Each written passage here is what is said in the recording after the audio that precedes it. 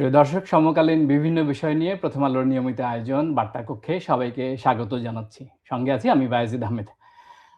আজ আমাদের আলোচনার বিষয় জাতীয় সংসদের রাষ্ট্রপতির ভাষণ বিতর্ক। আর এই বিষয়ে আলোচনার জন্য আমাদের স্টুডিওতে আমন্ত্রিত হয়ে এসেছেন সিনিয়র সাংবাদিক এবং রাজনৈতিক বিশ্লেষক মোস্তফা ফিরোজ। মোস্তফা ফিরোজ, আপনাকে স্বাগত জানাচ্ছি। কেমন আছেন? জি, আলহামদুলিল্লাহ ভালো। আপনি দেখেছেন বহুল প্রতীক্ষিত ত্রয়োদশ জাতীয় সংসদের প্রথম অধিবেশন আজকে ছিল। বেশ প্রাণবন্ত, ঘটনাবহুল, তর্ক বিতর্ক, উত্তপ্ত আলোচনা এবং ওয়াকআউট। সংসদের দীর্ঘদিনের প্র্যাকটিস আমরা আজকে দেখলাম। সবকিছু ছাপিয়ে মহামান্য রাষ্ট্রপতি যখন জাতীয় সংসদে সংবিধানের ৭৩ নং অনুচ্ছেদ অনুযায়ী ভাষণ দিতে আসলেন, তখন জামাত এনসিপি নেতৃত্বাধীন যে সম্মিলিত বিরোধী দল, তারা প্রতিবাদ জানালেন, তারা ওয়াকআউট করলেন, তারা স্লোগান দিলেন। কেমন ছিল আজকে সংসদ অধিবেশনটি? অধিবেশনে আমি একজন সাক্ষী, আমি নিজে অতিথি হিসেবে ছিলাম। আমার কাছে অধিবেশন শুরুটা খুব চমৎকার লেগেছে। অনেকদিন পর মনে হলো যে একটা প্রাণবন্ত সংসদ, উপস্থিতিটা ভালো ছিল, কিন্তু সংসদের পুরো এনভায়রনমেন্টটা ভালো ছিল না। আচ্ছা, এনভায়রনমেন্টটা এই অর্থে যে সবচেয়ে বড় কথা হলো যে কিছুই বোঝা যাচ্ছিল না। শব্দ, কথা, সাউন্ড সিস্টেম যে এত পুর হতে পারে, খুবই দুর্ভাগ্যজনক। এমনকি এমপিরা পর্যন্ত মাঝে মধ্যেই তারা চিৎকার করছিল, শুনতে পাচ্ছিল না। এক পর্যায়ে দেখলাম পুরো সাউন্ড সিস্টেমটাই বন্ধ হয়ে গেল, কলাপস করলো। শুধুমাত্র আমি পরিষ্কারভাবে যার কথা শুনতে পারছি সেটা হচ্ছে সভাপতির দায়িত্বে যখন ছিলেন ডক্টর খন্দকার মোশাররফ। তার বক্তব্য ছাড়া আর কে কি বলছে খুব কষ্ট করে বলতে হচ্ছে, এটা শুনতে হচ্ছে আর কি। তার সভা পরিচালনার ক্ষেত্রে অনভিজ্ঞতার কারণে বেশ কবার ফাম্বল হয়েছে। সেটাও সমস্যা না, সমস্যাটা হলো শুনতে তো হবে কে কি বলছে, সেটাই তো শুনতে পাচ্ছিলাম না। আমি ভিআইপি গ্যালারিতে বসে থেকেও আমি শুনতে পাচ্ছিলাম না। এটা খুব দুঃখজনক। এমনি তো ভালো লাগলো, যাই হোক একটা সংসদ তো শুরু হলো। কিন্তু আমি ছোট করে যদি বলে রাখি, আজ যে জাতীয় সংসদের ত্রয়োদশ অধিবেশনের প্রথম দিন শুরু হবে, দীর্ঘদিনের একটা প্রস্তুতি ছিল সংসদ সচিবালয়ের। সেই ক্ষেত্রে আজকে কিন্তু গণমাধ্যম থেকে শুরু করে সারা দেশে এই সাউন্ড সিস্টেম নিয়ে কিন্তু আলোচনা হয়েছে। জাতীয় সংসদে মাননীয় স্পিকার একাধিকবার বলেছেন যে আমাদের কার্যক্রমে ব্যাঘাত ঘটছে সাউন্ড সিস্টেম ঠিক না থাকার কারণে। এটি কি সংসদ সচিবালয়ের একটা ব্যর্থতা না? বিরাট ব্যর্থতা। কারণ স্পিকার প্রথম বক্তৃতা দিল হ্যান্ড মাইকে, পুরো সিস্টেম যখন কলাপস করলো, সেটাও যখন কাজ হচ্ছিল না, তখন নামাজের বিরতিতে এটা বন্ধ করা হলো। তারপর লম্বা বিরতির পর কোন রকমের জোড়াতালি দিয়ে ঠিক করা হলো। আসলে তারপরও সেটা শোনা যায়নি। তো এইটা খুব দুঃখজনক ছিল, কারণ সংসদ অধিবেশন 12ই মার্চ বসবে। তার আগে তো তাহলে একটা লম্বা সময় তারা পেয়েছিল। সেইটা ওয়ার্ক করছে কিনা, এই প্র্যাকটিসটা কেন করলো না, এটা তো বুঝলাম না। আমার মনে হয় যে এটা খুব সিরিয়াসলি, কারণ প্রথম দিনই দেশি বিদেশি অনেকেই তো এসছে অতিথিরা, তাই না? আমরা দেখলাম ভিভিআইপি গ্যালারিতে ডক্টর মোহাম্মদ ইউনূস উপদেষ্টা, 3 বাহিনীর প্রধান, বিদেশি অনেক রাষ্ট্রদূত, কূটনীতিকরা আসলো, দেখলো, কিন্তু তারা কিছুই শুনতে পারলো না। এরকম একটা বেহাল একটা অবস্থা দেখলো। এটা কি ধরনের কথা? এটা তো তারা জানলো যে এটাই আমাদের স্ট্যান্ডার্ড। হ্যাঁ, স্ট্যান্ডার্ড। এটা খুব দুঃখজনক। কি বলে, একটা সংসদ চলতে চলতে হঠাৎ করে যদি একদিন হয় সেটা অন্য কথা, কিন্তু আজকে শুরুর দিনটা খুব ইম্পর্টেন্ট ছিল। তো আমরা রাষ্ট্রপতির ভাষণ বিতর্কে ফিরে যাই। তিনি যখন তার নাম যখন স্পিকার ঘোষণা করলেন, সংসদের রেওয়াজ অনুযায়ী এলান দিতে হয়, দীর্ঘ এলান। এই এলানের সঙ্গে বাংলাদেশের মানুষ, বিশেষ করে গণমাধ্যম কর্মীরা পরিচিত আছে। তো সঙ্গে সঙ্গে দেখলাম যে জামাতের এমপিরা, এনসিপির সংসদ সদস্যরা, তারা তীব্র ভাষায়, আমি যদি একটু পড়ে শুনে অনুমতি দেন আপনি যদি, গণমাধ্যমে রিপোর্ট অনুযায়ী এনসিপির সংসদ সদস্য হাসনাত আব্দুল্লাহ কিলার চুপ্পু, বয়কট চুপ্পু বলে স্লোগান দেন। এই হইচয়ের মধ্যেই রাষ্ট্রপতি সংসদে স্পিকারের আসনের পাশে বসেন। স্পিকার তাকে চেয়ারে বসার অনুরোধ জানান। তখনও বিক্ষোভ চলছিল। এক পর্যায়ে স্পিকার রাষ্ট্রপতিকে তার ভাষণ দেওয়ার অনুরোধ জানান। এরপরের নিউজের বেশ কিছু ভেতরে বলা হয়েছে যে অন্য সংসদ সদস্যরা রাষ্ট্রপতিকে বলছেন গেট আউট গেট আউট, স্লোগানও দিয়েছেন। এবং বেশ কয়েকজন বিরোধী দলীয় সংসদ সদস্য তারা রাষ্ট্রপতিকে বলেছেন ফ্যাসিবাদের দালালেরা হুঁশিয়ার সাবধান, স্বৈরাচারের দালালেরা হুঁশিয়ার সাবধান, ফ্যাসিবাদ আর গণতন্ত্র একসাথে চলে না।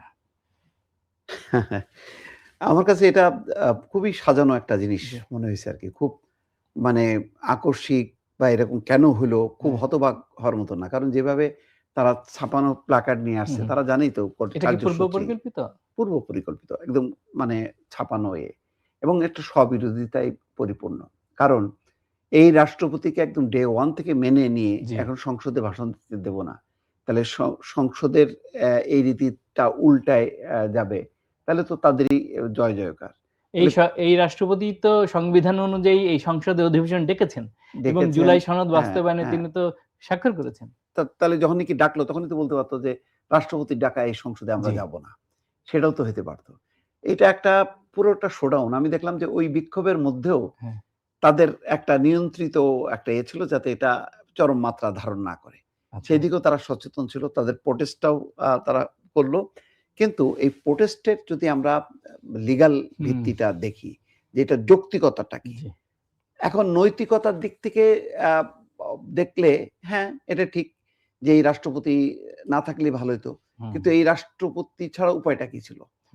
তাহলে তো সংবিধানের বাইরে চলে যেতে হতো। কিন্তু এই এখন যারা অভ্যুত্থানের যারা মানে কি বলে এখন অংশ বা যারা এটাকে ধারণ করছে তারা তো শুরু থেকেই সংবিধানটা মেনেই রাষ্ট্রপতির অধীনে সেই শপথ, এই শপথের ডক্টর মোহাম্মদ ইউনূস হলো প্রধান উপদেষ্টা। তারপর থেকে তো সবকিছু মেনেই চলছে। এমনকি যারা বয়কট করলো সেই দলের কেউ তো শপথও নিয়েছে এই রাষ্ট্রপতির অধীনে। মাহফুজ আলম, নাহিদ ইসলাম, আসিফ মাহমুদ, সজীব ভুইয়া। তারা কি শপথ ছাড়াই কি উপদেষ্টা হতে পেরেছে? তা তো না। তাহলে আমি সব মানছি, আরেকটা জায়গায় এসে মানব না। তার মানে এটা শুধু বিরোধিতার অর্থে বিরোধিতা হলো। এক ধরনের হিরোইজমটা হলো। এখানে মনে রাখা দরকার যে এই সংসদের কিন্তু একটা ঘাটতি থাকলো। ঘাটতি মানে কি? আমি বারবার ভাবছিলাম যে আজকে যদি এই সংসদে যেই সব রাজনৈতিক দল অংশ নিতে পারলো না তার মধ্যে অন্যতম হচ্ছে আওয়ামী লীগ। তার মধ্যে আরো তাদের ওয়ার্কার্স পার্টি আছে, তাদের হচ্ছে জাসদ আছে। সবগুলি যদি উন্মুক্ত হতো, জাস্ট আমরা যদি কল্পনা করি নেপালের মতন। নেপালের যে পরাজিত কেপি শর্মা ওলি, সেও তো অংশ নিয়েছে, নিয়ে 10-12টা আসন পেয়েছে, তাই না? তাহলে রাজনৈতিকভাবে গণতান্ত্রিক রাজনীতিতে সংস্কৃতিতে আমি একটা রাজনৈতিক দর্শনকে পরাজিত করব কি শক্তি দিয়ে, আইনগতভাবে নাকি রাজনৈতিকভাবে? রাজনৈতিকভাবে। তাহলে সেইটা করতে পারলাম না কেন? সেটা যদি আমরা করতাম তাহলে আজকে এই সংসদে আমরা দেখতাম সবারই পার্টিসিপেশন, একটা পরিপূর্ণতা লাভ করতো। সেই পরিপূর্ণতাটা কিন্তু মানে অপূর্ণতা কিন্তু থেকে গেল। থাকার পরেও এই যে আজকের যেই একটা ওয়াকআউটের নামে আমি বলবো যে এটা এক ধরনের নাটক হলো। যে তারা ছাপানো প্ল্যাকার্ড নিয়ে তারা জানতোই যে এই রাষ্ট্রপতি আসবে, তারা জানতোই যে আমরা প্রতিবাদ করব এবং এমন একটা প্রতিবাদ করব যে প্রতিবাদ যে মানে সংসদের পুরো এটাকে বাদ দিয়ে এই অংশটাই প্রধান হবে, এটাই ব্রেকিং নিউজ দিয়ে প্রত্যেকটা চ্যানেল চালাবে এবং আমরাও আলোচনা করব যে কিভাবে স্বৈরাচারের দোসর শেখ হাসিনা রাষ্ট্রপতি এই অধিবেশনে ভাষণ দিয়ে জুলাইয়ের গণ আকাঙ্ক্ষাকে পদদলিত করলো। আমরা এই লাইনে আমরা কথা বলবো এবং সেটাই হবে তাদের হচ্ছে প্রাপ্তি। আমার মনে হয় যেটা খুব সস্তা এবং চটুল একটা বিষয় হয়ে গেল। আপনি দীর্ঘদিন পার্লামেন্ট কভার করেছেন। এটা রেওয়াজ এবং সংসদীয় কার্যপ্রণালী বিধিতে উল্লেখ আছে, সংবিধানেও আছে যে মহামান্য রাষ্ট্রপতি যখন জাতীয় সংসদের প্রথম অধিবেশনে সংবিধানের ৭৩ অনুচ্ছেদ অনুযায়ী তিনি যখন ভাষণ দেবেন, সেই ভাষণের স্ক্রিপ্ট কিন্তু মন্ত্রিপরিষদে অনুমোদন দিতে হয়। অনুমোদনের পর সেটি যখন জাতীয় সংসদ সচিবালয় থেকে প্রিন্ট আকারে সংসদের প্রত্যেকটা সদস্যের কাছে কিন্তু আগে থেকেই পাঠানো হয় এবং ওই ভাষণে কি বলা হবে সেটি কিন্তু স্ক্রিপ্ট আকারেই পাঠানো হয়।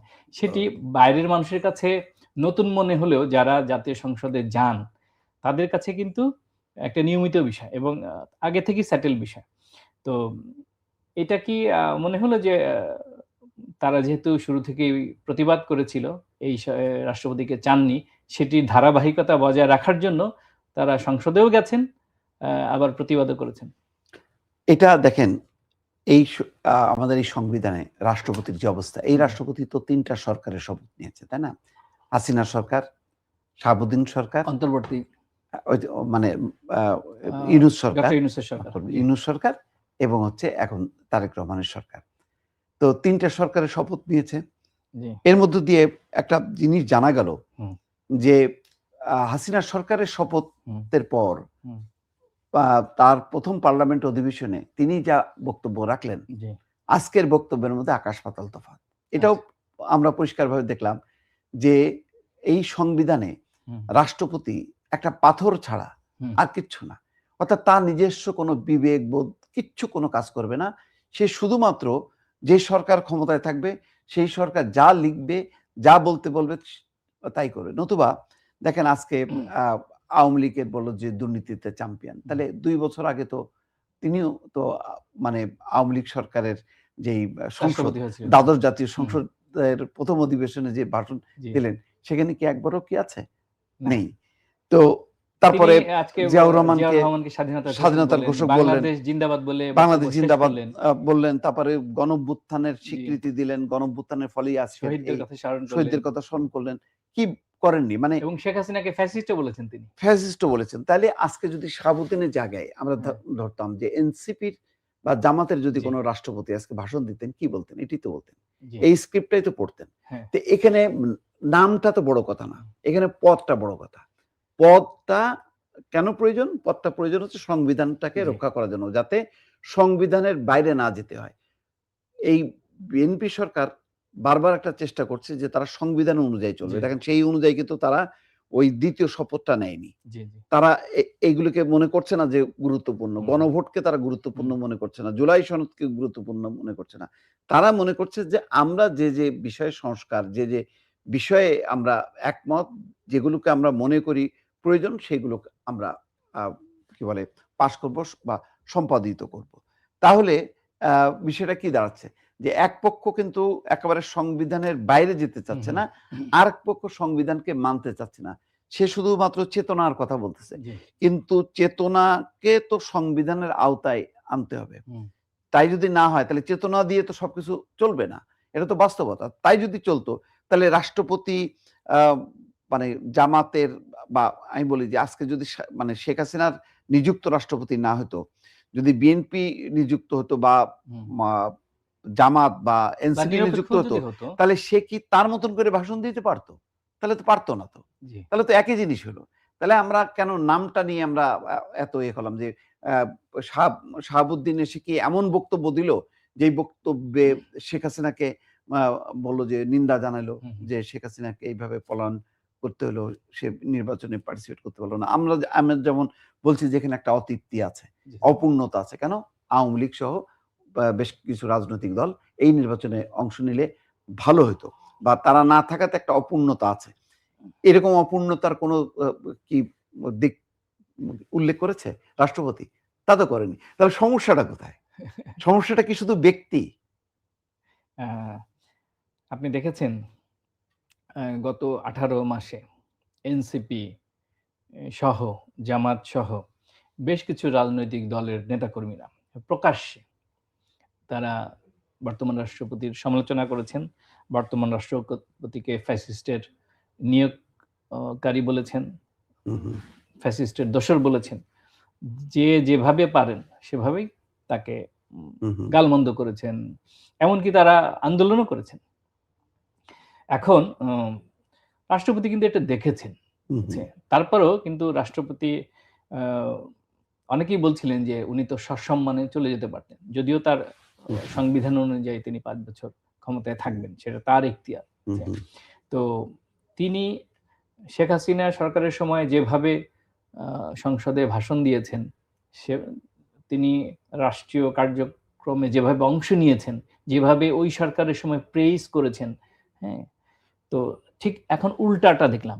এটা কি আপনার কাছে মনে হয় যে একজন রাষ্ট্রপতি পদে টিকিয়ে রাখার জন্য, এই পদে থাকার জন্য তিনি তার আদর্শ, তিনি তার যে ফিলোসফি, তার যে বোধোদয় সেই থেকে সরে গিয়ে তিনি নতুন স্ট্যান্ড নিলেন? না, এখানে তো উনার কোনো এখানে বিষয় না। এটাই তো বোঝা যাচ্ছে যেখানে রাষ্ট্রপতি তার এখানে কোনো বিবেক, বুদ্ধি কোনো কিছু কাজ হচ্ছে না।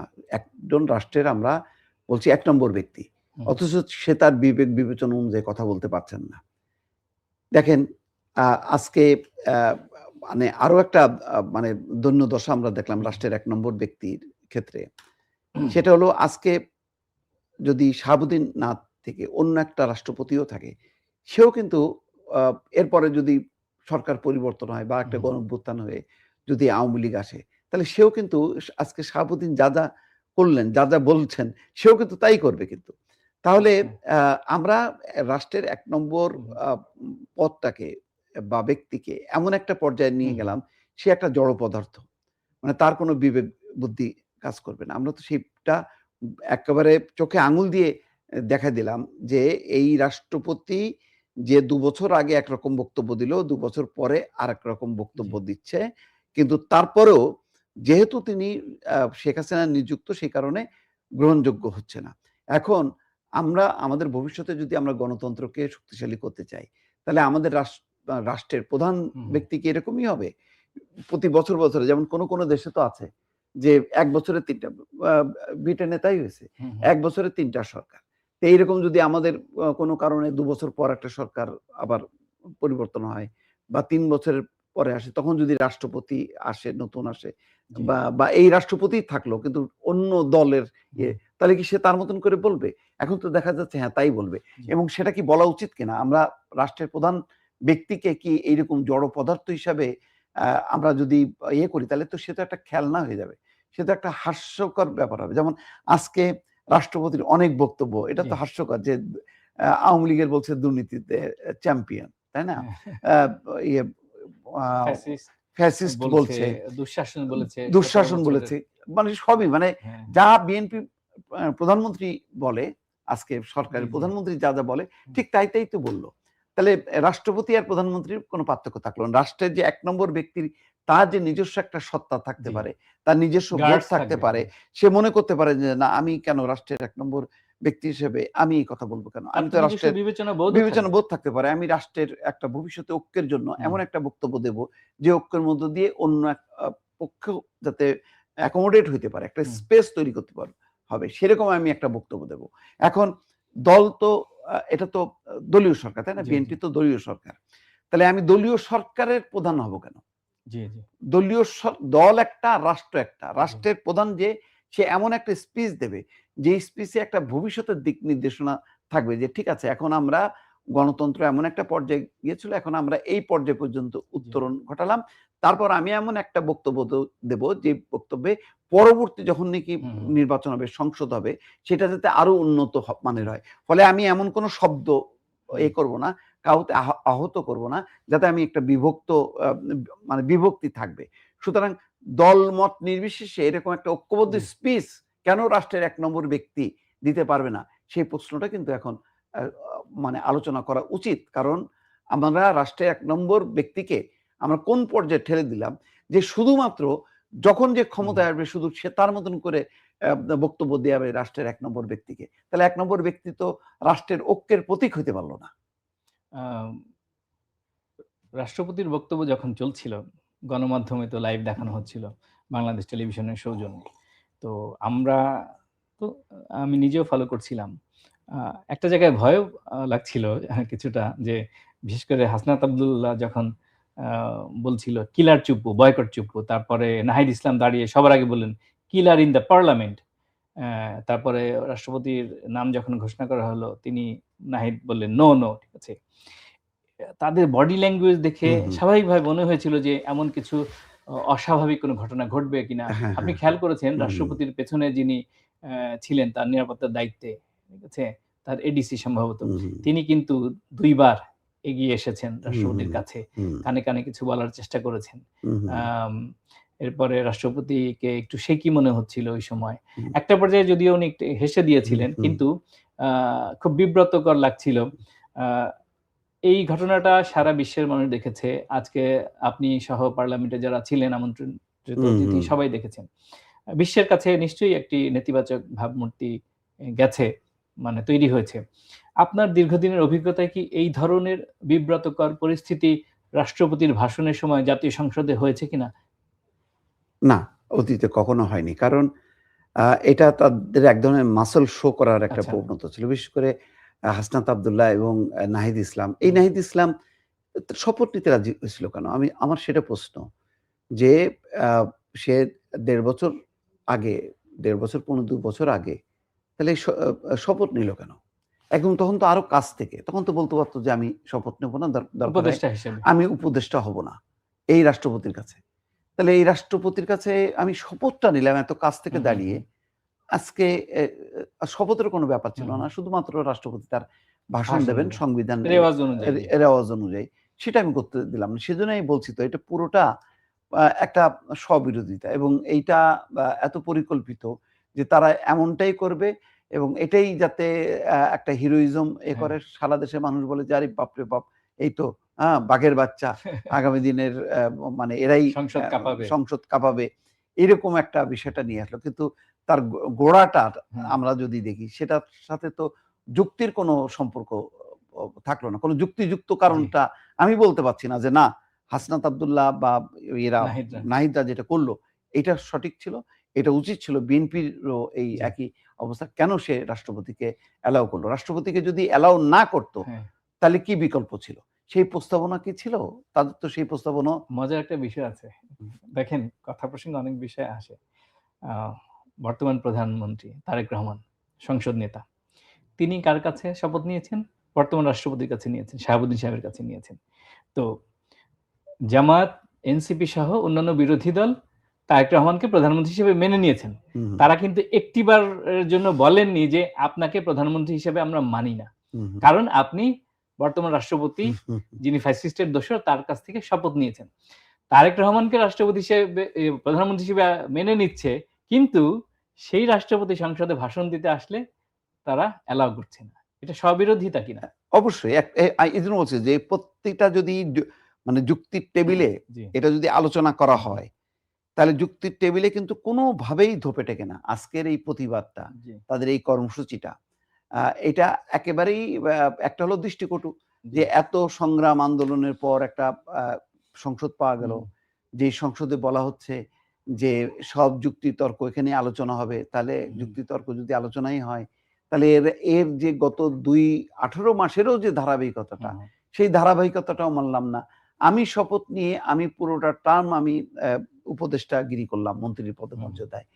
আরেকজন প্রধানমন্ত্রী হিসেবে শপথ নিলেন। সেটাও ঠিক আছে, সেটাও আমি প্রতিবাদ করতেছি না, নিজেরটাও প্রতিবাদ করতেছি না। শুধুমাত্র শাহাবুদ্দিন ভাষণ দিলে প্রতিবাদ করতে তাহলে প্রথম দিনই যখন নাকি গণঅভ্যুত্থান হলো, তাহলে প্রথম দিনই কেন বলা হলো না যে না আমরা এর নেব না, আমরা প্রধান বিচারপতির কাছে শপথ নেব। সেই প্রস্তাবটাও তো আসতে পারতো। তাহলে আমি এতদূর এসে আমি হঠাৎ করে আমি রিভল্ট করতেছি। মানে তার পেছনে যুক্তি কি? খুব একটা যুক্তি না। মানে এই 18 মাসে কি তাহলে শাহাবুদ্দিন এমন কিছু কাজ করছে যে সে কি আ মানে ইউনূস সরকারের বিরোধিতা করে বা তারেক রহমান সরকারের বিরোধিতা করে এমন কোনো বক্তব্য দিয়েছে, পদক্ষেপ নিয়েছে যেটার কারণে তারা মনে করছে যে না এর ফলে গণঅভ্যুত্থানের চেতনাটা নষ্ট হলো? তা তো না। উনি তো বরং দেখা যাচ্ছে যে রাষ্ট্রের যে রীতি আচার সেগুলি উনি মেনে চলছেন ঠিকই, কিন্তু যারা শপথ নিচ্ছেন তারা তো মেনে নেননি। এই অভিযোগ তো ডক্টর মোহাম্মদ ইউনূসের বিরুদ্ধেও আছে যে তিনি ১৪, ১৬ বার না ১৭ বার বিদেশ সফর গেছেন।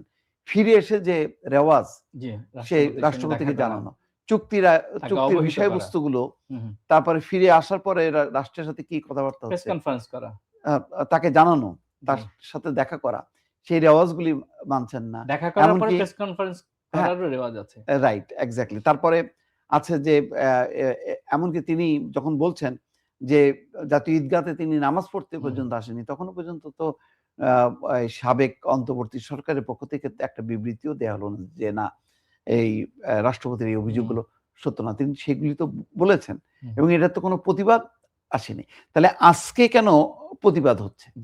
এটার কারণটা কি? আজকে যদি আমরা মনে করি যদি নির্বাচনে জামাত বা এনসিপি জয়যুক্ত হতো, তাহলে তারা কি করত? তারা কি রাষ্ট্রপতিকে ছুঁড়ে ফেলতো? রাষ্ট্রপতিকে বাদ দিয়েই কি সংসদটা চালাতো?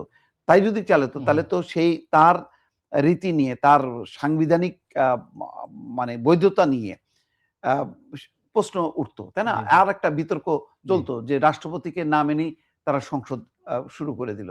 তো এই যে এত কিছু যে মানে গোলমেলে একটা অবস্থাটা, এটার কোনো যুক্তিতেই কিন্তু মানে আবেগ ছাড়া আমি কোন রকম যুক্তি দিয়ে দাঁড় করাতে পারছি না যে না শাহাবুদ্দিনের এই ভাষণটা বর্জন নিয়ে আজকে যা হইলো সেটা খুব যুক্তিযুক্ত। আরেকটু ছোট করে ওনার বক্তব্য আলোচনা করে আমরা অন্য প্রসঙ্গে যাব। অতীতে আমরা দেখেছি বর্তমান রাষ্ট্রপতি তিনি জাতীয় সংসদে ভাষণের সময় তিনি জয় বাংলা বলে তিনি ভাষণ শেষ করেছেন। আজকে তিনি বাংলাদেশ জিন্দাবাদ বলেছেন। এই যে এই ধরনের যে তার বক্তব্য, ঠিক আছে? এটা কি একটা মানে কি ধরনের এক্সাম্পল সেট করে জাতির? এক্সাম্পল সেট করে যে রাষ্ট্রের ওই যে আগে যেটা বললাম, রাষ্ট্রের ১ নম্বর ব্যক্তির কোনো ব্যক্তিগত স্বাধীনতা নেই। সে একটা জড় পদার্থ, একটা পাথর। এটা ছাড়া আর কিচ্ছু নেই। এটা আমাদের এই গণতন্ত্রকে যদি বিকশিত করতে হয় তাহলে এটার পাল্টাতে হবে। রাষ্ট্রপতি কি বলবে রাষ্ট্রপতির বিবেকের উপর ছেড়ে দিতে হবে।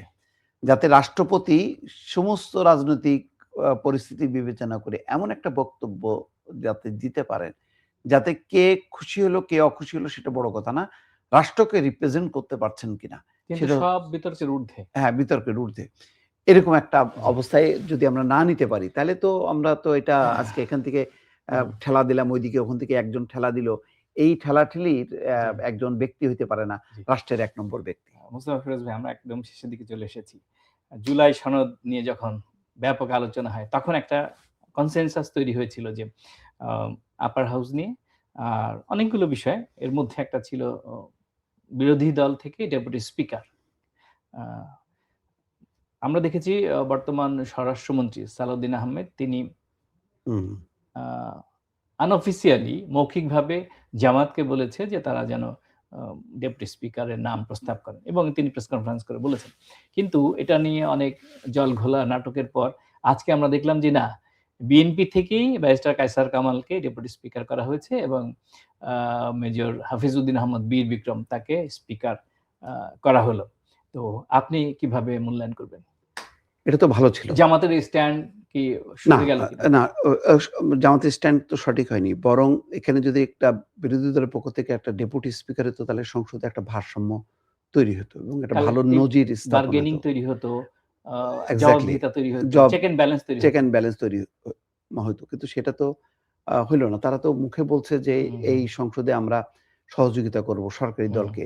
কিন্তু মানে বাস্তবে তো আমরা সেটা দেখলাম না। এখানে জুলাই সনদে কি থাকলো না সেটা বড় কথা না। এটা এর আগেও আমার মনে আছে যে শেখ হাসিনার সময়ও কিন্তু এরকম কয়েক দফা আলোচনা হয়েছে যে একজন ডেপুটি স্পিকার থাকবে বিরোধী দল থেকে। কিন্তু কখনো বাস্তবায়ন হয়নি। এটা যদি আজকে বাস্তবায়ন হতো, জুলাই সনদে থাকলো কি থাকলো না এটা বড় কথা না। আর সবচেয়ে বড় কথা হলো জামাত কি অভিমান করে কি এটা নিল না? জামাত এটা দেখছে যে যদি ডেপুটি স্পিকারের এই পদটা নেয় তাহলে বোধহয় তারা সত্যিকারের যে বিরোধী দল সেই বিরোধী দল থাকবে না। তাদের হয়তো পাবলিক পারসেপশন হবে যে তারাও তো সরকারের একটা অংশ। সেই কারণে হয়তো নেয়নি। মানে শক্তিশালী বিরোধী দল, জবাবদিহিতামূলক বিরোধী দল যাতে তৈরি হয় জাতীয় সংসদে, সেই জন্য। কিন্তু তারা তো মানে জুলাই সনদে যেহেতু আছে আর তারা ওইটাকে যেহেতু ওন করে তাহলে তো সেই হিসেবে তো যেভাবে হোক না কেন মিলে তো গেল।